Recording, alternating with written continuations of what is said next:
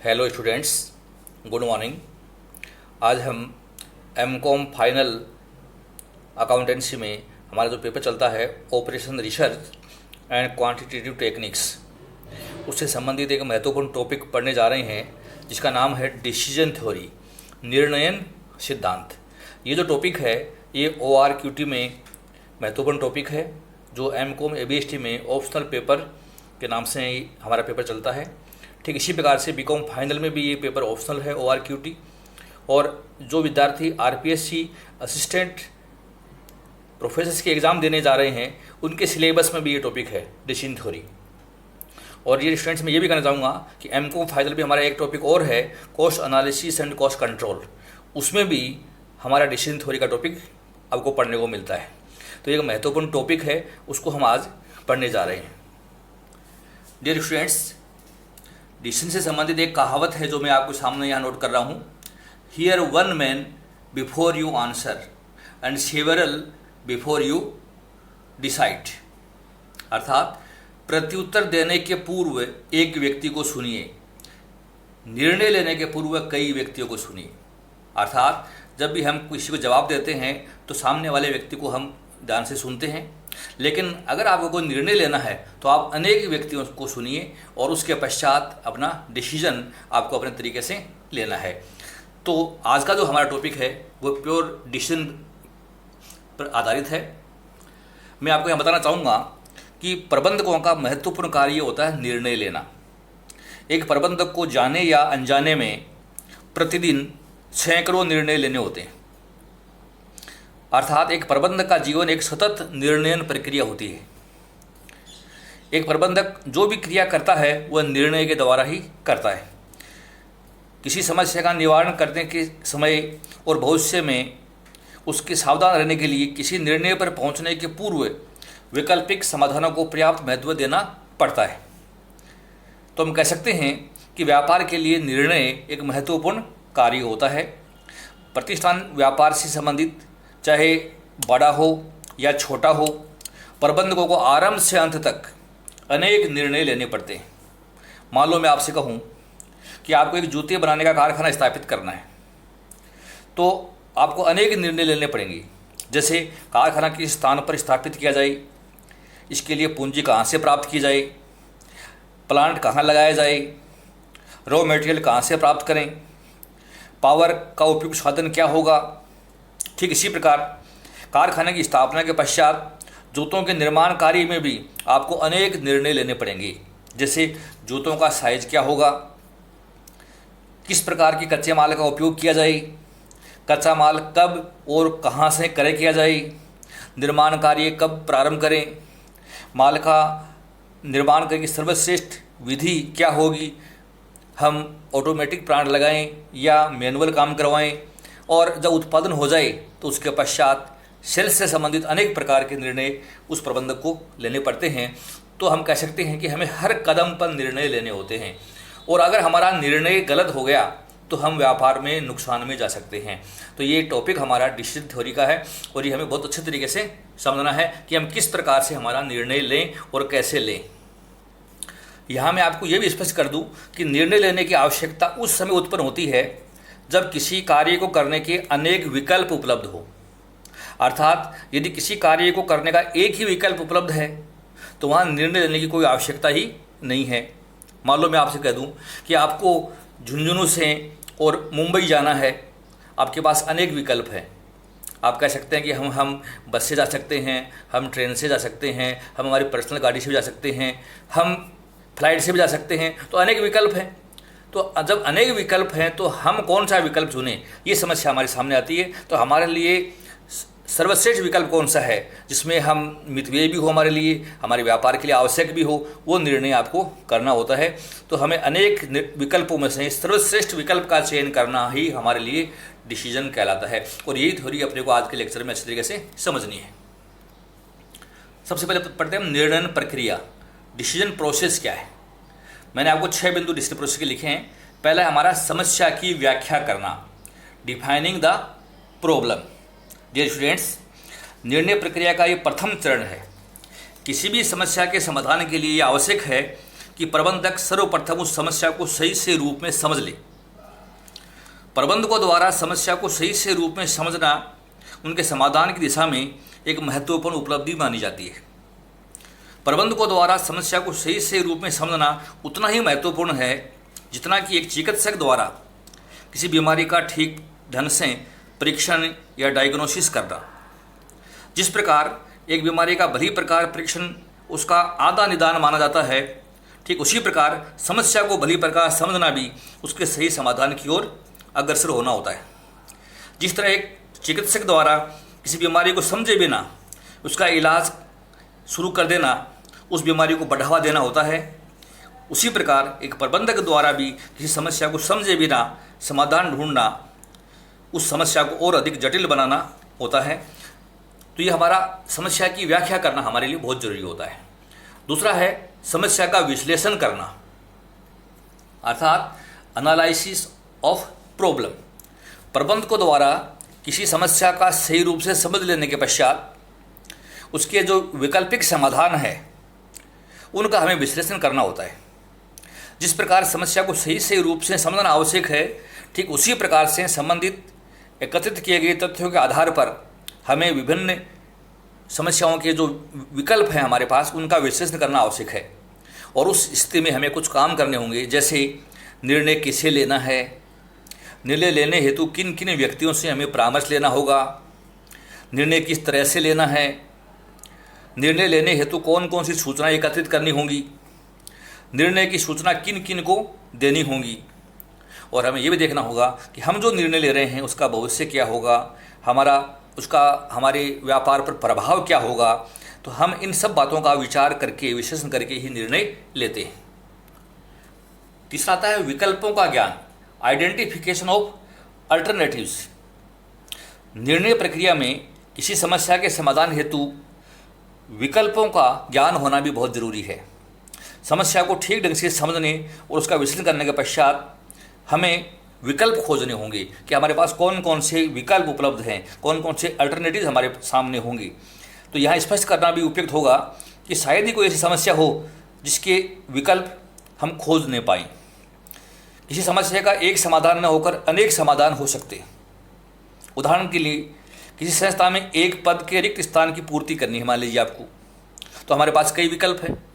हम उसकी जगह है नया अपॉइंटमेंट भी कर सकते हैं, हम वर्तमान किसी कर्मचारी का प्रमोशन करके भी उस सीट को भर सकते हैं, हम हमारे यहाँ से रिटायर्ड हुए व्यक्ति को दोबारा हम रीअपॉइंट कर सकते हैं, या कोई व्यक्ति हमारी संस्था से नौकरी छोड़ के चला गया था उसको पुनः हम उस पद पर लगा सकते हैं।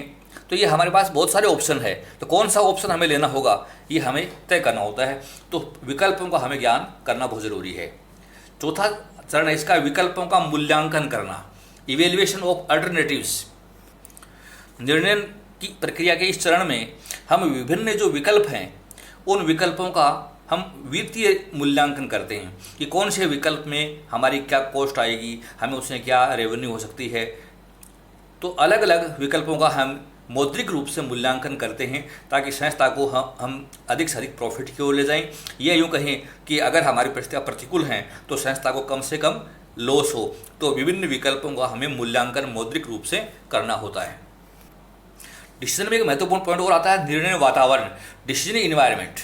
अर्थात हमारे व्यापार की परिस्थितियाँ कैसी है, मार्केट कंडीशंस कैसी हैं, मार्केट में मंदी है या मार्केट में मुद्रास्फीति है, मार्केट में सप्लाई कैसी चल रही है, क्या कोई महामारी तो नहीं आ रही है, या मान लो हमारी वस्तु ऐसी है जो मौसम पर आधारित है तो मौसम कैसा है, तापमान कैसा है। तो अनेक कंडीशन हमारे व्यापार में आ सकती हैं जिनका हमें विशेष रूप से ध्यान रखना है। या हमें कहें कि कुछ वस्तुएं ऐसी होती हैं जो गर्मियों में बिकती हैं तो सर्दियों में क्या होगा, सर्दियों में बिकने वाली वस्तुएं हैं तो गर्मी का सीजन है तो कैसे करेंगे। तो निर्णय वातावरण आपको देखना होगा कि हम किस डिसीजन इन्वायरमेंट में निर्णय ले रहे हैं। ये हमारे लिए महत्वपूर्ण बात है।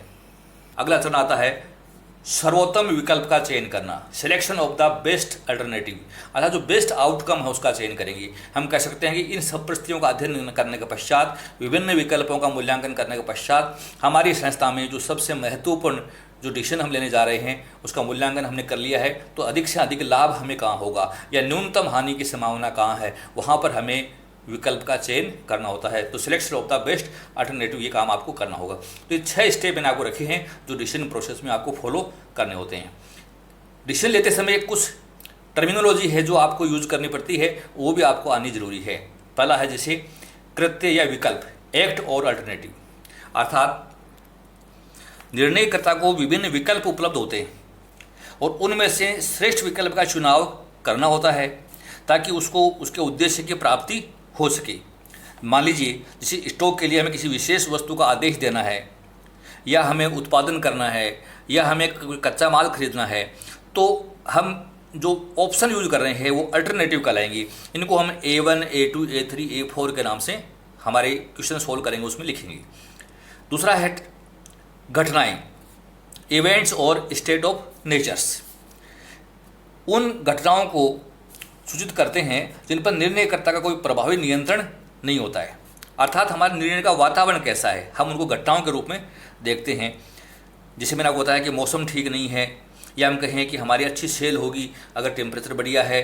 तो जो परिस्थितियां हैं हम उनको घटनाएं या इवेंट्स या स्टेट ऑफ नेचर्स के नाम से जानते हैं। इनको हम E1, E2, E3, E4 के नाम से हमारे क्वेश्चन सोल्व करते टाइम लिखेंगे। अब आता है प्राप्तियां, पे ऑफ्स। विकल्पों तथा घटनाओं, ये विकल्प, ये घटनाएं, इनके संयोग पर, इनके कॉम्बिनेशन पर प्राप्त जो मौद्रिक मान है हम उसको पे ऑफ के नाम से जानते हैं।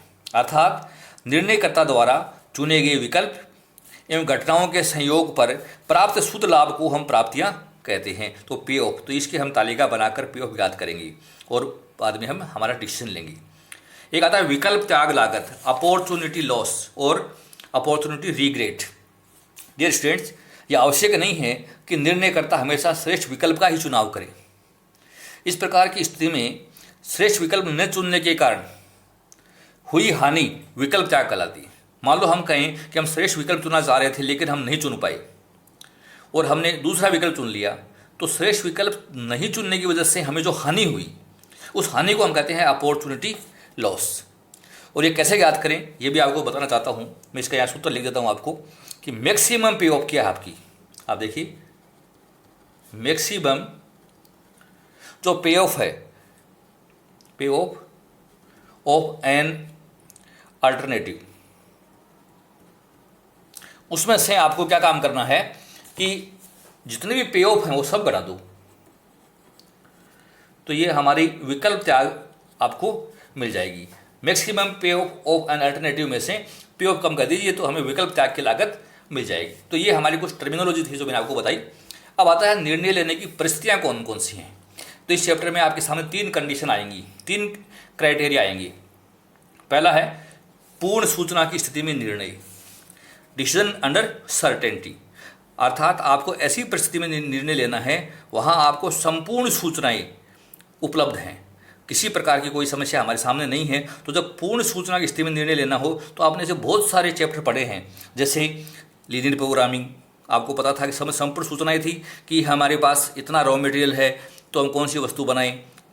तो पूर्ण सूचना की स्थिति में हम लीनियर प्रोग्रामिंग पूर्ण सूचना है, इनपुट आउटपुट एनालिसिस पूर्ण सूचना की स्थिति में निर्णय है, इन्वेंट्री मॉडल है, कॉस्ट वॉल्यूम प्रॉफिट एनालिसिस है, मैनेजमेंट अकाउंटेंसी में फंड फ्लो एनालिसिस आपने पढ़ा है, कैश फ्लो एनालिसिस आपने पढ़ा है, ठीक है, स्टैंडर्ड कॉस्टिंग आपने पढ़ी है।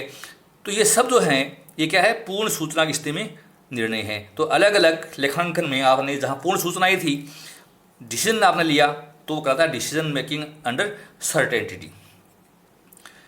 दूसरा आता है अनिश्चितता की स्थिति में निर्णय, अर्थात हमें निर्णय उस परिस्थिति में लेना है जहां हम अनिश्चित हैं, अनसर्टेन हैं। तो अनसर्टेन है तो निर्णय कैसे लें, ये हमारे लिए थोड़ा सा रिस्की हो जाता है।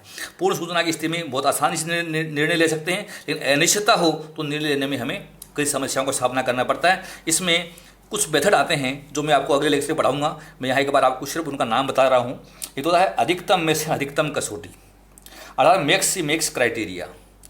एक इसमें आता है न्यूनतम में से अधिकतम कसौटी, जिसे कहते हैं मैक्स से मिन क्राइटेरिया। एक आता है अधिकतम में से न्यूनतम विकल्प त्याग कसौटी, मिनीमैक्स रिग्रेट क्राइटेरिया। एक आता है आशावादी गुणांक की कसौटी, कोफिशिएंट ऑफ ऑप्टिमिस्ट क्राइटेरिया, ये हर्विज का गुणांक के नाम से जानते हैं हम। तो इस तरीके से अनिश्चितता की स्थिति में 4 मेथड हैं और एक प्रायिकता के आधारित पे निकाल सकते हैं बेस्ड ऑन प्रोबेबिलिटी। तो अनिश्चितता की स्थिति में निर्णय भी आपको लेने होंगे। और एक परिस्थिति हमारे सामने और आती है, वो है जोखिम की स्थिति में निर्णय। हमें पता है कि निर्णय लेना बड़ा रिस्की है। अगर हमने सफल हो गए तो बहुत प्रॉफिट में जाएंगे, और अगर हम लॉस में चले गए, अगर हमने गलत निर्णय लिया तो बहुत बड़े लॉस में भी जा सकते हैं। तो जोखिम की स्थिति में भी निर्णय आपको लेने पड़ सकते हैं। आप कौन बनेगा करोड़पति कार्यक्रम देखते हैं, और मान के चलिए कि एक व्यक्ति जो है वो 50 लाख जीत चुका है, और अगला क्वेश्चन 1 लाख रुपए का है, 1 करोड़ रुपए का है। तो अब उसको वो गेम खेले या नहीं खेले? अगर वो प्रश्न का जवाब सही है तो वो 1 करोड़ जीत सकता है, और अगर गलत हो गया तो आपने देखा है कि वो 3,20,000 रुपये आ सकता है। तो डिसीजन लेना है कि इस सवाल को मैं उत्तर दूं या नहीं दूं। तो अगर मान के चलिए अगर उसने जवाब सही दे दिया, अपने निर्णय में सफल हो गया, तो 1 करोड़ जीत सकता है, और अगर निर्णय गलत हो गया तो उसको बहुत बड़ा नुकसान है, अर्थात जीते हुए 50 लाख रुपये से वो 3,20,000 रुपये भी आ सकता है। तो जोखिम की स्थिति में निर्णय भी हमें लेने पड़ सकते हैं। तो निर्णय की 3 परिस्थितियाँ होती हैं। पूर्ण सूचना की स्थिति में निर्णय, या पढ़ चुके हैं, इनपुट आउटपुट एनालिसिस है, LP है, आपका इन्वेंटरी मॉडल है, गेम थ्योरी है, क्विजिंग थ्योरी है, ये सब हमारे पूर्ण सूचना में थे। अब मेरा कल का जो लेक्चर होगा डियर स्टूडेंट्स, वो होगा अनिश्चितता की स्थिति में निर्णय। आप इसको ध्यान से सुनिए, और एग्जाम में अनसर्टेनिटी और डिसीजन अंडर रिस्क के क्वेश्चन आपको हर साल पूछते हैं, चाहे प्रैक्टिकल रूप में पूछें चाहे थ्योरी के रूप में पूछें। आपको अच्छी तरीके से इसको तैयार करना है। तो मेरे लेक्चर कंटिन्यू आप वॉच करते रहिए। आपने लेक्चर ध्यान से सुना, इसके लिए बहुत बहुत धन्यवाद। Thank you so much.